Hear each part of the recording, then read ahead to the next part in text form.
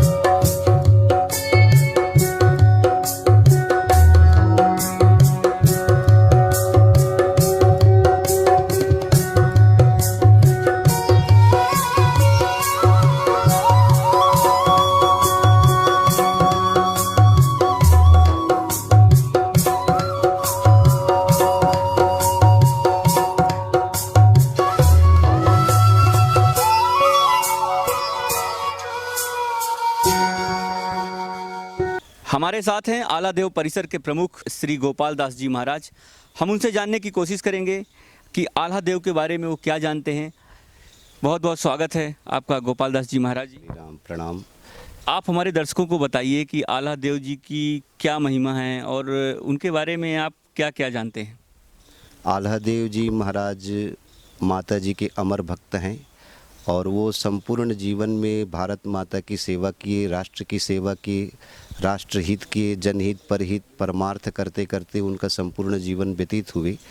तो आल्हा देव जी माता जी के एक अमर भक्त हैं जो आज भी अमर हैं और अपने भक्तों को भक्ति का मार्ग प्रशस्त करके माता जी से सबको अमरता के वरदान के लिए आज भी साधना करते। इतिहास में आल्हा देव जी ने किससे लड़ाई लड़ी थी और उन्हें विजय हासिल हुई थी, और आल्हा और उदल के जो क्या संबंध थे उसके बारे में भी आप हमें बताएं।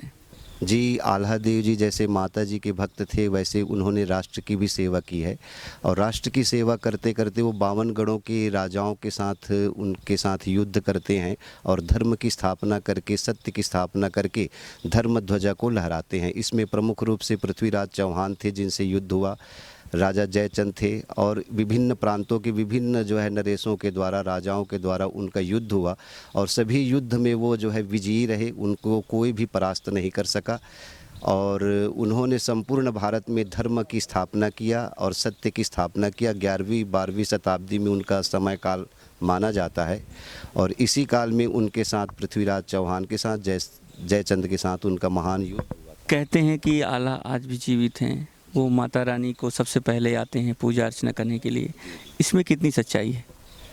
आल्हा देव जी ऐतिहासिक दृष्टि से देखा जाए तो आल्हा देव जी धर्मराज युधिष्ठिर के अवतार हैं और धर्म हर युग में ये अमर ही रहता है। जब धर्म को ही धारण करने की आल्हा देव जी ने आवश्यकता महसूस किया तो स्वयं वो जन्म लेके आल्हा देव के रूप में आए और धर्म को धारण किए और लोगों के सामने उदाहरण बने कि इस तरह से राष्ट्रभक्ति करना चाहिए, ऐसी माँ की आराधना करनी चाहिए कि हम माता से अमृत की प्राप्ति करें और मृत्यु को भी पराजित कर सके। आल्हा और उदल ये राजा परिमाल के सेनापति के रूप में इनकी प्रतिष्ठा थी। और ये दक्षराज के पुत्र थे आल्हा और उदल, और वत्सराज इनके मलखान सिंह और सुलखान सिंह। ये 4 भाई ऐसे मान्यता है कि 5 पांडव के अवतार हुए थे और ये धर्म की स्थापना करने के लिए राष्ट्र की सेवा किए 11वीं-12वीं शताब्दी में। अभी आल्हा देव जी की कोई अवशेष क्या उपलब्ध हैं? अभी उनके अवशेष के रूप में चरण पादुका है, प्रतीकात्मक उनकी खड्ग है कि ऐसी उनकी पर्सनालिटी थी कि इस साइज के वो जो है तलवार और इस साइज की उनकी चरण पादुका थी। अर्थात उनके शारीरिक सौष्ठव एक विशेष पर्सनालिटी की थी, एक विशेष व्यक्तित्व था, आकर्षण व्यक्तित्व था। आल्हा अखाड़ा में आज भी क्या कोई चमत्कार दिखता है? आल्हा अखाड़ा में ऐसी मान्यता है कि उसमें उन्होंने समस्त वीरों को जीत करके माँ की आराधना की थी। और आज भी उसकी ये मान्यता है कि जितने भी पहलवान आते हैं, वीर आते हैं, उस धरती की मिट्टी ले जाते हैं और उसका तिलक करके फिर दंगल इत्यादि में युद्ध में प्रवृत्त होते हैं। तो उनकी ऐसी अनुभूति है, ऐसा एहसास है कि वो आज भी आल्हा देव जी उनके ऊपर सवार होकर के युद्ध के लिए प्रेरणा करते हैं। आल्हा परिसर में एक तालाब है, उस तालाब के बारे में क्या ऐतिहासिक महत्व है? ये आल्हा देव जी की पराक्रम, उनके शौर्य की ये गाथा है कि एक दिन में ही उसने आल्हा देव तालाब का निर्माण किया था। ये उनकी वीरता और ये उनके जो है अमरत्व का प्रतीक है कि वो दैवी शक्ति संपन्न थे। चलिए, बहुत बहुत शुक्रिया संत गोपाल दास जी महाराज। आल्हा परिसर मंदिर के एक कर्मचारी अशोक कुमार विश्वकर्मा हैं, हम उनसे जानते हैं कि आल्हा देव जी की क्या महिमा है। आप बताइए, आल्हा देव की क्या जानते हैं आप? आल्हा देव की क्या महिमा है? आल्हा देव की ये महिमा के जो यात्री आते हैं उसका महत्व ये है कि पहले माता जी के दर्शन करने के बाद आल्हा देव के दर्शन अवश्य करें, क्योंकि आल्हा देव सबसे पहले तालाब में स्नान करने का वो था और माता जी का सबसे पहले पूजा वही करते हैं। सबसे पहले माता जी की पूजा कौन करता है? आल्हा देव। अच्छा, इसके क्या कोई प्रत्यक्ष प्रमाण मिले हैं अभी तक? यानी जैसे अपन मंदिर में सुबह ड्यूटी में रहते थे तो जब पट खुलता था तो पूरा पानी से भींगा हुआ कपड़े और मूर्ति पूरी भींगी हुई मिलती थी। कभी स्पष्ट तौर पे अभी स्पष्ट देखने को नहीं मिलता, पर कभी कभी जैसे 3 बजे भोर में जैसे अपन लोग वहाँ सो जाते, पर ये लगता था कि कोई तेज़ी से चला आ रहा तो एक झोंका टाइप का, और इसके बाद ये आभास होता कि कोई यहाँ आ रहा है। हमारे साथ एक और श्रद्धालु हैं जो उत्तर प्रदेश से पैदल चलते हुए मैहर तक पहुँचे हैं। हम इनसे जानने की कोशिश करते हैं कि ये वहाँ से पैदल क्यों आए हैं और ये माता रानी के और आल्हा देव के कितने बड़े भक्त हैं। कहाँ के रहने वाले हैं आप? उत्तर प्रदेश, बारापुर। तो वहाँ से क्या आप पैदल आए हैं? जी हाँ। अच्छा, आपको गाड़ियाँ नहीं मिली क्या? गाड़ियाँ नहीं थी, कुछ हमने ऐसा है कि हमने ये प्रण किया था कि हम पैदल जाएंगे। अच्छा, क्या क्यों प्रण किया था आपने कि हम माता शारदा जी के दर्शन करेंगे माता जी को, पैदल करेंगे? पैदल करेंगे। अच्छा, हाँ। आपको क्या आल्हा देव जी के बारे में पता था पहले से? हाँ, पहले से मालूम था, पुस्तकों द्वारा मैंने ये पता किया था। क्या क्या पता है आपको आल्हा देव जी के बारे में? कि आल्हा वहाँ गए और वहाँ रहे, उनकी तपस्या की, हमने काम भी देखेंगे वहाँ। अच्छा। मंदिर तक जाएंगे। यहाँ आने के बाद आपको कैसा लगा? बहुत अच्छा लगा। माता रानी के दर्शन हुए वो और आल्हा देव जी के? आल्हा जी के दर्शन हुए। अब पैदल ही वो उत्तर प्रदेश तक जाएंगे कि अब गाड़ी से जाएंगे? नहीं, अब गाड़ी से आप जाएंगे। चलिए, बहुत बहुत शुक्रिया। आपने अपना नाम नहीं बताया, क्या नाम है? नाम विजय बहादुर। ये थे विजय बहादुर जो उत्तर प्रदेश से पैदल मैहर तक आए हुए हैं। इन्होंने प्रण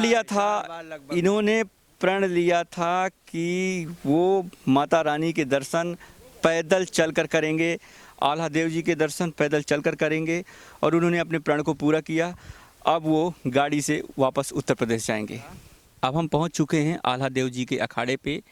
आपको ये जो तस्वीरें हम दिखा रहे हैं, ये वो तपोस्थली है जहां पर आल्हा देव जी 12 वर्षों तक माता शारदा की तपस्या किए हैं।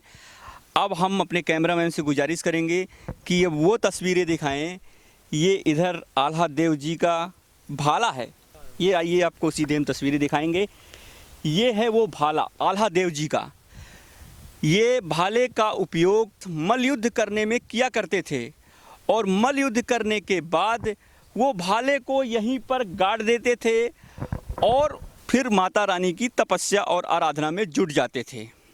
आप देख सकते हैं एमपी वॉच पे हम आपको सीधी तस्वीरें दिखा रहे हैं नवरात्रि के अवसर पर आल्हा देव जी का वो भाला जिससे मल्लयुद्ध करते थे। ये कैमरामैन आप दिखाइए, ये है वो भाला, सैकड़ों वर्ष पुराना है ये भाला। जैसे वो आल्हा देव गाड़ कर गए थे इस भाले को, वो आज भी उसी तरह गड़ा हुआ है। यहाँ पर सैकड़ों की तादाद पे श्रद्धालु आते हैं, नवरात्रि में संख्या बढ़ जाती है। हालांकि 12 महीने इस स्थल पर श्रद्धालु पहुँचते रहते हैं और आल्हा देव जी के इस भाले को देखते हैं। आल्हा देव जी का भाला आज भी श्रद्धालुओं के लिए आकर्षण का केंद्र है। आपको हमारी ये रिपोर्ट कैसे लगी? आप अपनी राय हमारे कमेंट बॉक्स पर ज़रूर दें। और यदि आप हमें यूट्यूब पे देख रहे हो तो हमें सब्सक्राइब करें, और यदि आप हमें फेसबुक, ट्विटर और इंस्टाग्राम में देख रहे हो तो हमें लाइक करें, शेयर करें। हम फिर मिलेंगे एक नई स्पेशल स्टोरी के साथ। तब तक के लिए आप हमें दीजिए इजाज़त। नमस्कार।